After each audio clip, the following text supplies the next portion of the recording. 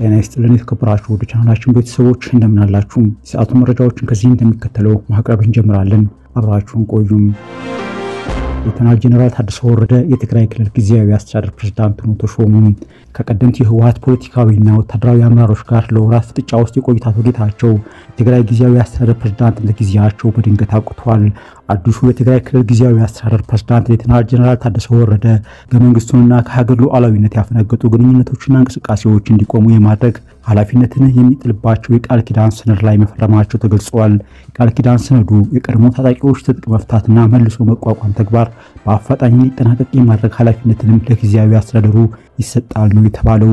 ሌተናል ጄኔራል ታደሰ ወረደ የትግራይ ክልል ጊዜያዊ አስተዳደር ፕሬዝዳንት ሆነው መሾማቸውን ያስታወቁት ጠቅላይ ሚኒስትር አብይ አህመድ በይፋዊ ማህበራዊ ሚዲያ ገጻቸው ላይ ሌተናል ጄኔራል ታደሰ ወረደ ፕሬዝዳንትነት ስልጣኑን ከአቶ ጌታቸው መረከባቸውን ተናግረዋል። ዛሬ በይፋና በሰላማዊ መንገድ በአዲስ ባህል የስልጣን ሽግግሩንና ቅብብሎሹን ለማካሄድ የተዘጋጀ ፕሮግራም አከናውናል ሲሉ የስልጣን ርክክብ መደረጉን አስታውቀዋል። ይህ ሹመት የተሰጠው መጋቢት 12 2015 ዓ.ም የመጀመሪያው የክልሉ ጊዜያዊ አስተዳደር ፕሬዝዳንት ሆነው የተሾሙት አቶ ጌታቸው ረዳ ከኃላፊነት መሰናበታቸው ከተገለጸ ከአንድ ቀን በኋላ ነው። አቶ ጌታቸው ስልጣን በተረከቡበት ጊዜ 27 አባላት ያሉት የጊዜያዊ አስተዳደራቸው ካቢኔ አዋቅረው የነበር ሲሆን ከፌደራል መንግስቱ ጋር በተደረገው ጦርነት የትግራይ ኃይሎችን ሲመሩ የነበሩት ሌተናል ጄኔራል ታደሰ ወረደና የቀድሞ የአገሪቱ ሰራዊት ኢታማዦር ሹም ሌተናንት ጄኔራል ጻድቃን ገብረትንሳኤን በምክትል ፕሬዝዳንት ማዕረግ ተሾመው ነበር። ሌተናል ጄኔራል ታደሰ የትግራይ ክልል ጊዜያዊ አስተዳደር የጸጥታ ቢሮ ኃላፊ በመሆን ጊዜያዊ አስተዳደሩን ሲያገለግሉ ቆይተዋል። ለ2 ዓመት ያህል በስልጣን ላይ የቆዩት አቶ ጌታቸው ረዳ የህወሓት አመራሮች በሁለት ጎራ መከፈላቸውን ተከትሎ ስልጣናቸው አጣብቂኝ ውስጥ ገብተው ቆይተዋል። በፓርቲው ሊቀመንበር በዶክተር ደብረጽዮን ገብረ ሚካኤል የሚመራው ቡድን በክልሉ የሚገኙ የወረዳና የከተማ አስተዳደር ጽህፈት ቤቶችን የተቆጣጠረ ሲሆን አቶ ጌታቸው ረዳም ወደ አዲስ አበባ መጥተዋል። ጠቅላይ ሚኒስትር አብይ አህመድ እርሳቸው ለሚሾሙት ጊዜያዊ የትግራይ ክልል ፕሬዝዳንት የክልሉ ህዝብ እጩዎችን እንዲጠቁማቸው መጋቢት 17 2017 ዓ.ም በኤክስ ገጻቸው ጥሪ አቅርበው ነበር። ያንንም ተከትሎ ጠቅላይ ሚኒስትር አብይ ዛሬ መጋቢት 30 2017 ዓ.ም ሌተናል ጄኔራል ታደሰ ወረደ የክልሉን ጊዜያዊ አስተዳደር ፕሬዝዳንት ሆነው መሾማቸውን አስታውቀዋል። ጠቅላይ ሚኒስትር አብይ አህመድ የሌተናል ጄኔራል ታደሰ መሾም በገለጹበት ጽሑፋቸው አሁን ትግራይ ውስጥ ያለውን ክፍተት ሞልተው ወደፊት ሊወስዱ ይችላሉ የሚል እምነት በበርካታ ወገኖች ዘንድ መኖሩን ተናግረዋል። አክለውም የትግራይ ህዝብ የጠማውን ሰላምና ልማት እንደሌሎች ወንድሞቹ ወጥቶ የመግባት መሻት ስናሳካ ለኢትዮጵያም ለአፍሪካም እጅግ ጠቃሚ የሆነ ነገር ሰርቶ ለማለፍ ታሪክ የሰጣቸውን እድል እንደሚጠቀሙበት ተስፋ አድርጋለሁ ሲሉ መልካም ምኞታቸውን ገልጸዋል። የትግራይ ክልል ጊዜያዊ አስተዳደር የቆይታ ዘመን መጠናቀቁን ተከትሎ የህዝብ ተወካዮች ምክር ቤት በክልሎች የሚቋቋም ጊዜያዊ አስተዳደር የስልጣን ዘመን ለ2 ጊዜ እስከ 2 ዓመት ድረስ እንዲራዘም የሚያስችል የአዋጅ ማሻሻያ መጋቢት 23 2017 ዓ.ም ማጽደቁ ይታወሳል። ከቀደምት የህወሓት ፖለቲካዊና ወታደራዊ አመራሮች ጋር ለወራት ፍጥጫ ውስጥ የቆዩት አቶ ጌታቸው በድንገት ከጊዜያዊ አስተዳደር ፕሬዝዳንትነት ተሰናብተዋል። ከ3 ሳምንታት በፊት በሊቀመንበሩ ዶክተር ደብረጽዮን ገብረ ሚካኤል የሚመራው የህወሓት ቡድን መቀለን ጨምሮ በተለያዩ የትግራይ ክፍሎች ውስጥ የሚገኙ የአስተዳደር ተቋማትን በኃይል ሲቆጣጠር ነበር። አቶ ጌታቸው ወደ አዲስ አበባ ያቀኑት አቶ ጌታቸው ወደ አዲስ አበባ ያመሩት በትግራይ ያለውን ወቅታዊ ሁኔታን በተመለከተ ከጠቅላይ ሚኒስትር አብይና ከምዕራባውያን ዲፕሎማቶች ጋር ለመወያየት እንደነበርና ጉዳያቸው ሲያጠናቅቁ ወደ መቀለ እንደሚመለሱ በወቅቱ ተናግረው ነበር። ነገር ግን አቶ ጌታቸው ይህንን ካሉ 3 ሳምንታት ያለፉ ሲሆን ለሕክምና ወደ ዩናይትድ አረብ ኤሚሬቶች አምርተው ከሰነበቱ በኋላ ወደ አዲስ አበባ ሲመለሱ የትግራይ ጊዜያዊ አስተዳደር ፕሬዝዳንትነታቸው ማብቃቱን የሚያመላክት መልእክት በጠቅላይ ሚኒስትሩ የማህበራዊ ሚዲያ ገጾች ላይ በትግርኛ ቋንቋ ተሰራጨ። ጠቅላይ ሚኒስትሩ በኢትዮጵያ ህገ መንግስትና ደም አፋሳሹን የትግራይ ጦርነት ባስቆሙ የፕሪቶሪያ ስምምነት መሰረት የተቋቋመውን የትግራይ ክልል ጊዜያዊ አስተዳደር ርዕሰ መስተዳደር በመሆን ላበረከቱት አስተዋጽኦ በማመስገን የኃላፊነት ጊዜያቸው መጠናቀቁን የሚጠቁም መልእክት አስፍረዋል።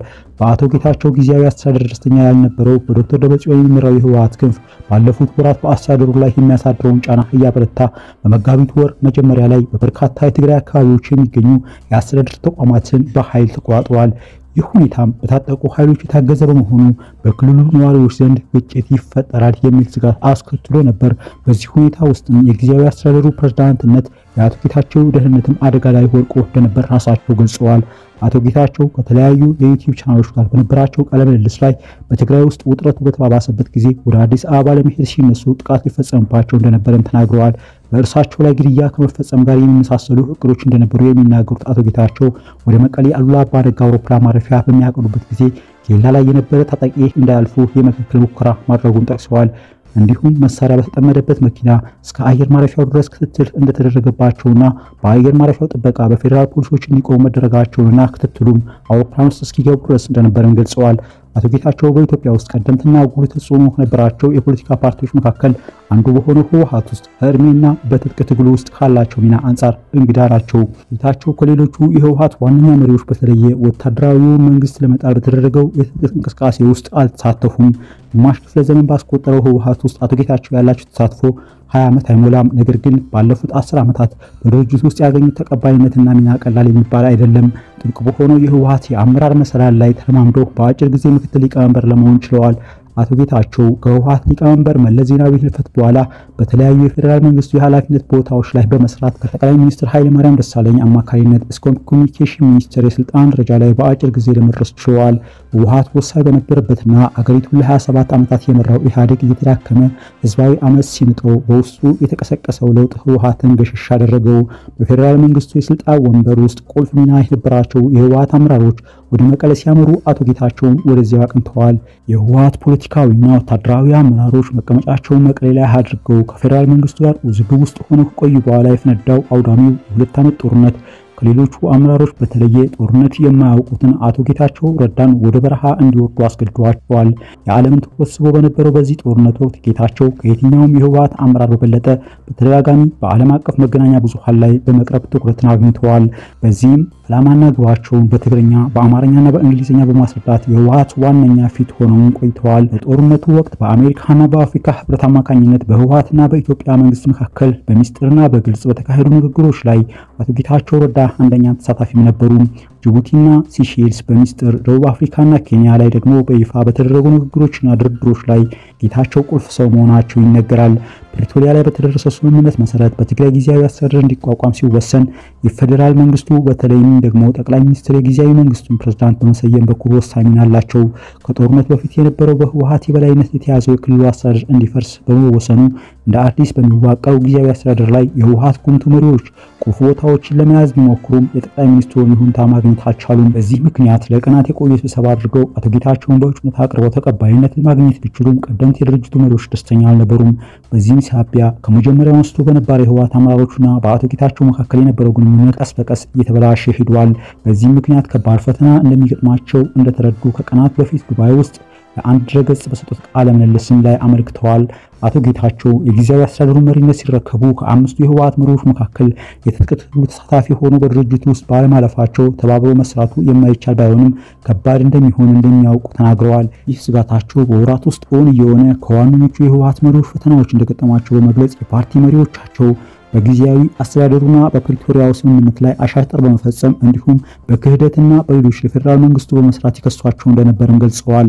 በዚህ ምክንያትም አቶ ጌታቸው የሚኖሩት ጊዜያዊ አስተዳደር ከክልሉ ዋና ከተማ መቀሌ ውጭ ባሉ ቦታዎች ሚና እንዳይኖረው ስልጣኑን የሚጋፉ ተግባራት በፓርቲያቸው አመራሮች እንደሚፈጸሙ ከአንድ ዓመት በፊት መግለጻቸው ይታወሳል። ከዚህ ጋር ተያይዞም አቶ ጌታቸው በተለያየ ደረጃ የሚገኙ የአካባቢው አመራሮችንም እስከ ማባረር ደርሰው ነበር። በአቶ ጌታቸው የሚመራው ጊዜያዊ አስተዳደር ከተመሰረተና በክልሉ ውስጥ መዋቅሩን ለማጠናከር በሚመረጥበት ጊዜ በርካታ ፈተናዎች አጋጥመዋቸዋል። ከነዚህ መካከል በጦርነቱ ወቅት ጉዳት የደረሰባቸው ተዋጊዎች ተገቢው እንክብካቤ አልተደረገልንም በሚል በተደጋጋሚ አደባባይ ወጥተዋል። ከጦርነቱ ማብቃት በኋላ የመንግስት መዋቅር በተዳከመባት ትግራይ ውስጥ የወንጀል ድርጊቶች መበራከት፣ ህገወጥ የማዕድን ማውጣትና የዘረፋ ድርጊቶች መስፋፋት የህዝቡ ስጋት ሆኖ አሁን ድረስ ዘልቋል። በጊዜያዊ አስተዳደሩና በህወሓት መሪዎች መካከል ያለው አለመግባባትና ውዝግብ ከዕለት ከዕለት ሲጠናከር በሊቀመንበሩ ደብረጽዮንና በምክትላቸው ጌታቸው መካከል ያለው ልዩነት እየሰፋ በግልጽ መወንጃጀል ተከስቷል። በተለይም ህጋዊ እውቅና ያላገኘው የህወሓት 15ኛ ጉባኤ መካሄዱን ተከትሎ አቶ ጌታቸውና ሌሎች አመራሮች ከድርጅቱ ከተባረሩ በኋላ አቶ ጌታቸው ላይ የሚሰነዘሩ ክሶች ተጠናክረዋል። ባንዳ፣ ተላላኪ እንዲሁም ከሃዲ የሚሉ ቅጽሎች በተደጋጋሚ በሚወጡ የህወሓት መግለጫዎች ላይ በተደጋጋሚ ይሰሙ ነበር።